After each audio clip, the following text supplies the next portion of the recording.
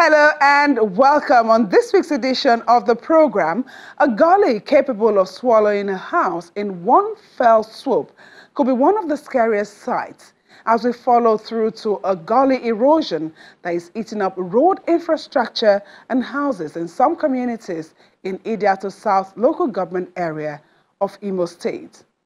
Also, another alleged plot to demolish their properties, residents of Candid Estate in Lagos on the edge as they are yet to recover from a demolition by land grabber in the year 2022. These and more in a moment. I am Yomi Otaigbe. We begin from Lagos, where landlords and residents of Candid Estate in Olonuda Council Development Area, whose homes were demolished in December 2022, are crying out to the Governor of Lagos State, Mr. Babajide Sanwo-Olu, to save them from land grabbers and some officials of the state government.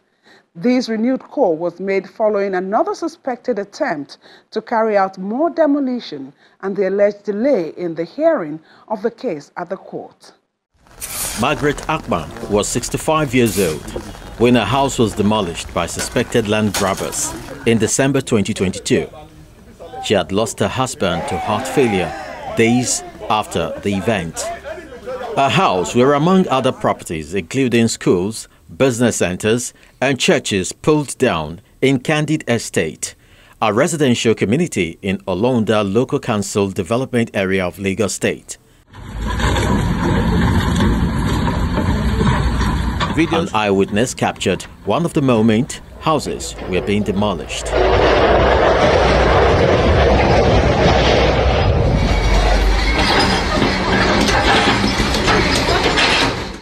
Unfortunately, Mrs. Margaret Akpan has reportedly passed.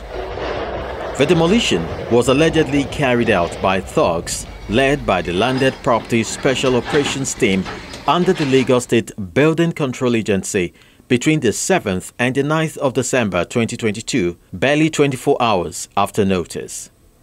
It left families homeless, most of whom have been living in the community for over 15 years. I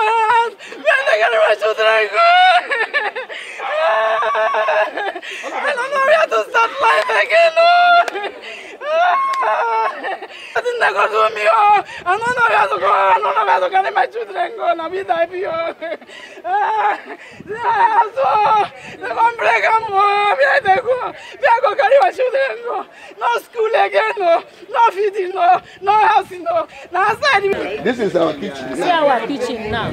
Somebody that has been staying in 4 flats. We have 4 flats here for pastors. Look at my kitchen. Here is my kitchen. Everything. This is where I'm sleeping. 15 months after, the debris from the demolition are still evident. Some are even covered with grass.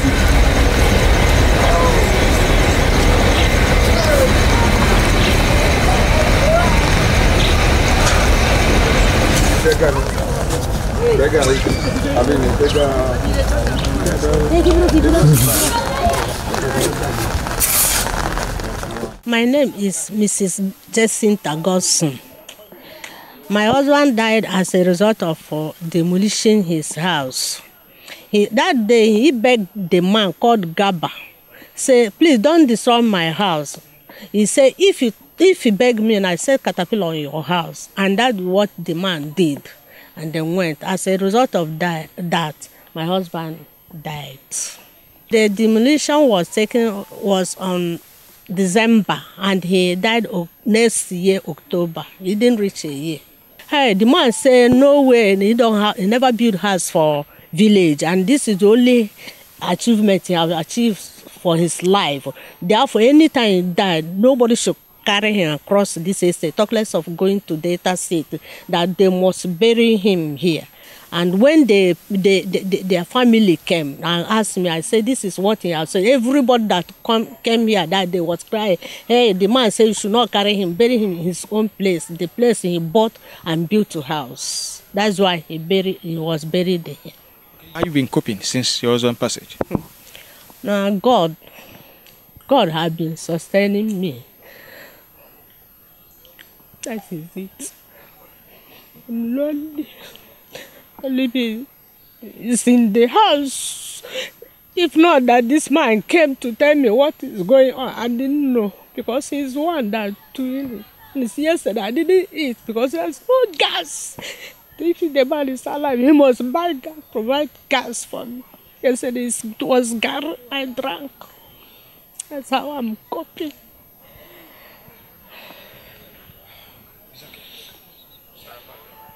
My own house where I'm living is brought down. The upstairs there is brought down. They are still like that now. You are the Reverend Ahmed. I'm the Reverend Doctor, yes. I'm still there. But I will not die until I see the end of this matter. Jacinta Godson and Olatuba Deremi are among a few residents who have been making efforts to rebuild their homes. After the incident, there's a lot that has happened to us. Even since then, when that something happened, some of us, we don't have where to put our heads. We sleep under a tree, sleep outside with our children, with our wives. And since then, the life has become unbearable to each and every one, some of us, because we don't have money to go and rent an apartment. Present condition, I'm squatting with somebody. I'm squatting, a landlord, squatting with somebody, and the room whereby I am living is not up to my kitchen. You can see the havoc.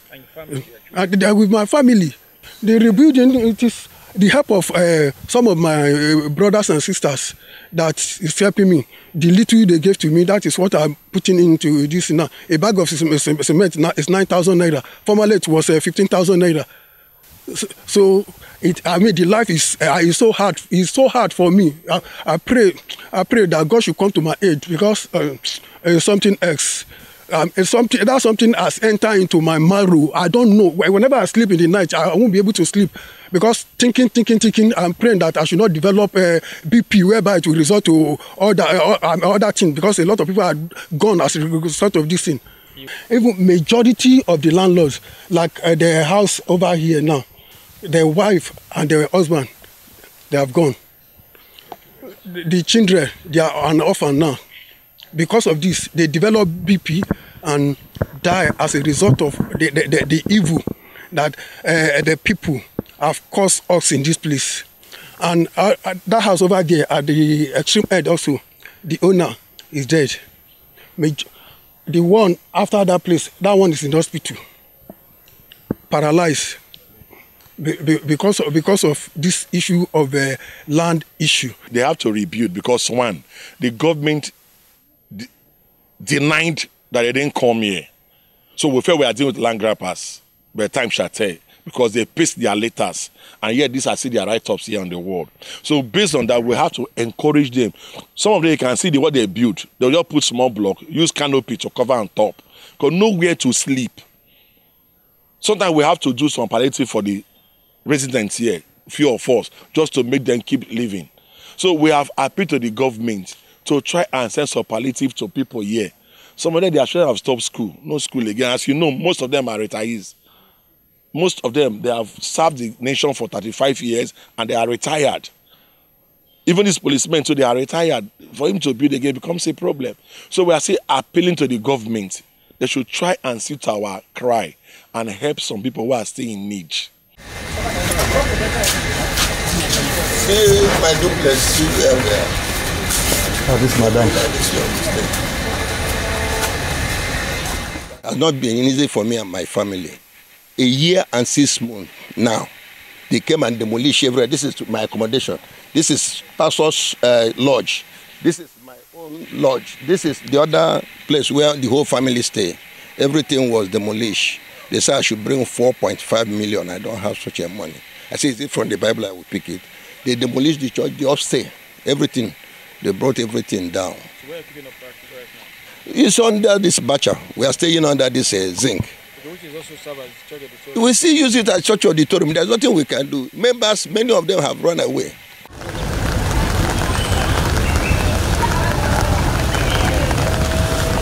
The community has remained peaceful until recently, when some men suspected to be spies were seen loitering. Since then, residents say they have been apprehensive about another demolition. Somebody called me on phone. That where am I? I said I'm at home. Said I should come, that she saw some people taking pictures and making videos in this estate. I said, who are they? She said she don't know. So I now ran down to the place. I saw 2 men. So we were now asking them, Oga, where do you people come from? They don't want to say anything. We say, please specify yourself or give us ID. Let us know where you are coming from. They said they are not with their IDs. I said, you are going for a field work like this. You don't have IDs. That means you are a suspect. Because now demolition went down here. You people came again. Why are you spying? Why are you making videos? They were not able to identify themselves. So we now start making calls. We called the chairman. We said, please, come. We have a situation here. Some men came in here that they are from Alawusa. Now we ask them, where is your ID card? No ID card. Okay, how can you prove to us? They are snapping the estate, took photograph. People came to be there. We say no. So we carried them to Area K command to give to the police. Reaching the Area K, the commander now says that this is a very serious offense. But that's the area commander. So he has to call the DPO Morogbo to come and carry the matter to Morogbo. They get to Morogbo. They were asked to detain. Within few seconds, the DPO came out and guess he received call from on top that they should release them. So personally, I was angry. I said that you people have betrayed us the second time. When during the demolition, we came in here, you didn't save us. You joined them to demolish this building. Now again, we brought people here. Who gave the command? Nobody signed their shot. Nobody signed as a shorty for them. Just a call. It's not possible that way. They say nice what they can do. They just say we have to go. And for us to make peace, to keep to the law, we asked everybody to leave the station. We came back. So we have no choice. We have to say, okay, let's go for protest so they can hear our voice, because at this point again, we are not 100% safe. The police will have confidence on. They are betraying us. If we can arrest somebody and detain him, nobody signed shorty. Nobody came for his bail. Just mere call. Okay, who call? Again, who is calling you, but they cannot even give us the identity. And these men, we are not detained. So if they say bring them now, they cannot even lay hands on them. And ever since, they have been seeing funny move in the estate that have caused a kind of security alert to the residents. So people are now living in fear. But we'll try our own best to get some local security, to have peace, to have them, to calm the situation down. Now we went to approach the police. Even the Zone 2 denied everything. They just compromised and threw us away. Can you just surprise? We gave Zone 2 3 times a petition. The first one, they says it disappeared from the office. Second one, disappear. Third one, and we have acknowledgement copy. So we showed them the whole copies. Where are the rest? At the time, we just say no need of going there. There's no need. So even as we are here, we don't have any fear that if anything happens, we'll call the police, they will come. We are not even sure of the police that they can give us any protection we need, except God. Except God, because the day they came that 2022, I went to the area commander. He said he has order from above. He cannot come. We should go to states. Besides petitioning the Lagos State government and the Lagos State House of Assembly, residents of Candida Estate also took the matter to court, accusing officials of some of the agencies of aiding the invasion and demolition of their homes by land grabbers. Recently, a peaceful protest was held at the High Court in Badagry over the delay of the letter of summons to 2 of the defendants in the matter. People we took to court, we thank God there is progress. But however, we're having one challenge for Galba. They have not served them. And the lawyer appealed to the court that they grant the appeal that they should go and serve them by pasting. But ever since then, we are still having challenge from the pasting. And the last court day, I think there was a way out where they give them another grace to go and do the pasting by serving by pasting. So we just trust God with that. We are hoping to see that they will paste them, they will start them by pasting. Did the Lagos State Building Control Agency at any point in time own up to this demolition? They denied the allegation, but when we went for the meeting, the MD then says they are not aware of it. They are looking, yes, that they are looking for those who came. And I told him in his office, I think we see how they have the video, that you are a liar. He said, why? I said, people you are looking for, look at them. This policeman came with them. This trailer came, this caterpillar came.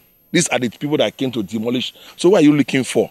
He now said, okay, am I sure? I say, yes, that these policemen will have their picture. He now sends somebody to go and call the policemen. So one of them followed them. When that one reached here, he now speaking about for them. Say people should go out so they have marked your face. The next thing, all ran from the premises. Despite the delay in the hearing of the case, residents of Candida Estate still have faith in the judiciary to see that justice prevails over their plight.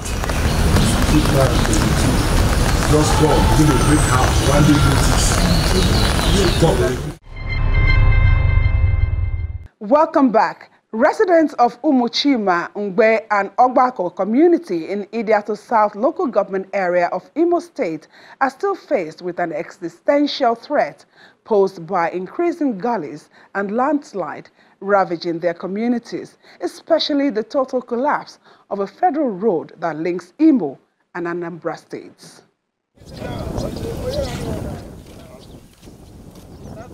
What started as a little pothole has now turned into a big gully of about 30 feet deep on the stretch of the Olu-Diato-Kokwa-Uga Federal Road.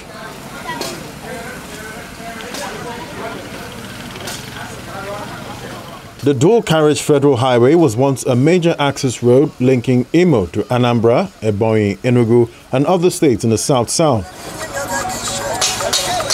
Except for residents who have stayed here for long, this ecological disaster scares any visitor.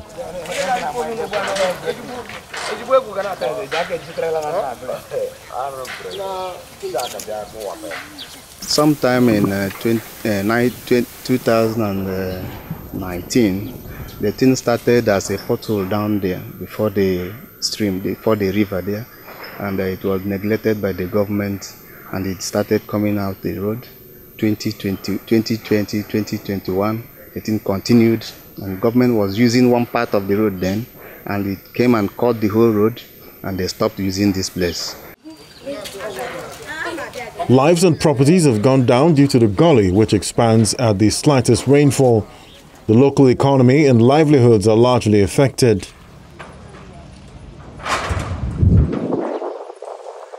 Lives in this community has so depreciated because we cannot even cross over to produce our farm, to bring out our farm products, and the people who lost their farmlands cannot also farm in any place.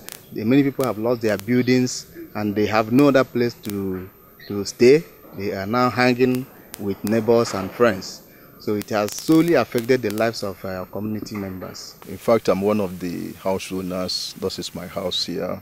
My house is at the verge of collapsing into the gully.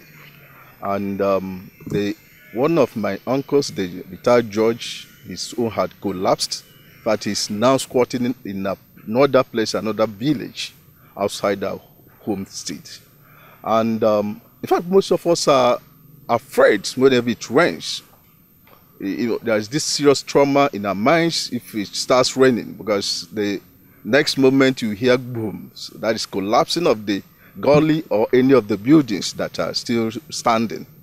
So people are afraid even to stay here anymore. I don't come here anymore, except on one or two occasions I drive in and drive out. That's the situation we find ourselves at this moment. For now, the whole of the families of Onyenakas and Obonu, the Onohas, the Monekis, their houses have collapsed and they have been displaced. Some are living at Olu, others are living some other places. So, in fact, we are distressed at this moment. We are distressed. We don't have a place to stay. We are like refugees in our own hometown. By June last year, this place was not like this. These buildings had not collapsed. But this time around, we are talking of the more encroaching ones up there. That a lot of our relations up there are at the verge of having the similar effect.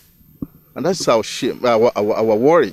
And that's why we're saying the government should come to our edge. There's just devastating gully that is threatening our existence. And they should come to assist us. The Ecological Center or project, even the president and the works minister, they should come and do something about it. The village market, which used to be the biggest and busiest in the constituency, is now a shadow of itself. Parts of the market have been eaten by erosion. This is the Nkwo market that used to be the heartbeat of this community.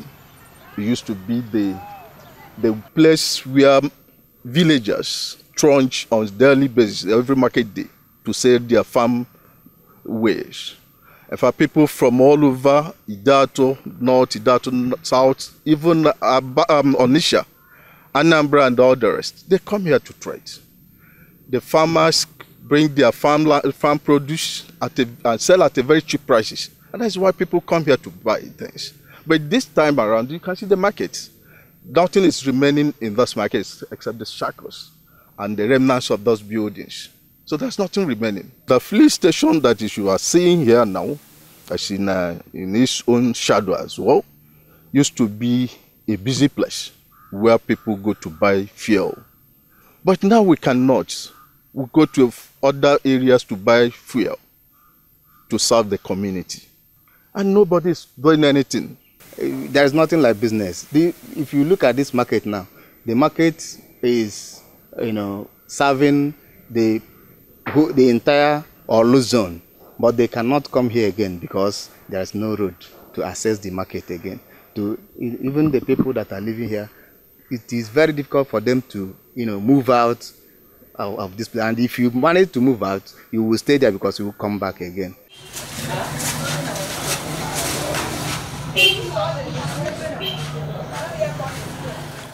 We are pleading the government, any agency that is in charge of this ecological problem should see it as an emergency, because it is not when the community has gone into extinction that they will come. In fact, we have already lost hope. I'm telling you the fact, because what we are doing today, we have done severally, more than 20 times, more than 50 times here, and no answer yet. We are asking the government to come. We are part of Nigeria. We are part of Imo State. We are human beings living here. So they should come to our aid. We have written to the Ecological Office, Abuja. We have written to so many agencies. And they are all aware of the situation of this place. They don't want to come. So we are pleading them, please, they should come to our aid.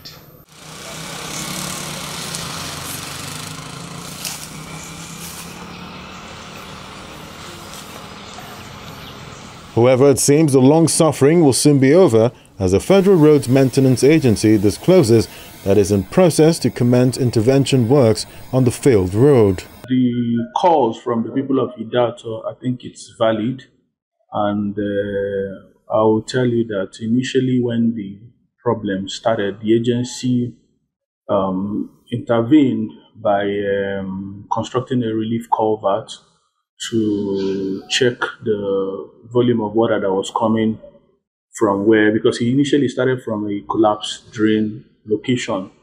But at some point, even the relief culvert could not take the flooding that was coming in, and there's a river close to the area, which led to further deterioration that led to the entire washout that we are seeing today. But in terms of, so that's part of what the agency has done. Then over the years, we've actually done some proposals to intervene until it became an ecological problem, which is, the agency is a maintenance agency, and the scope as it is currently is beyond the agency. But thankfully, the Honorable Minister has graciously granted an award, or has actually awarded a project under the Federal Ministry of Works to fix the washout location and the adjoining carriageway. So it's good news to the people of Idato South, and we can actually tell them that Soko is nearby. So we are bullish and we're expectant that once the contractor has actually reported, from the reports I got from the Federal Controller of Works, reported, and it's putting logistics together to mobilize the site. So I'm sure that in the near future, the problem will be tackled, and it will be joyful celebration for the localities.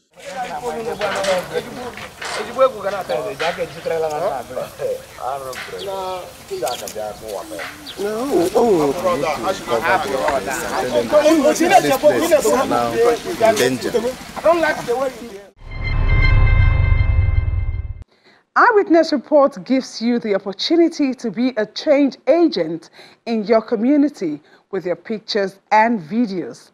Simply take images of activities around you and upload them to the Channels TV Eyewitness platform, which is available on the Channels TV app from the various app stores online. Launch the app, check for Eyewitness on the menu, tap and follow the instructions on how to upload your story. That's where we draw the curtains on this edition of the program. See you again next time. I am Yomi Otaigbe.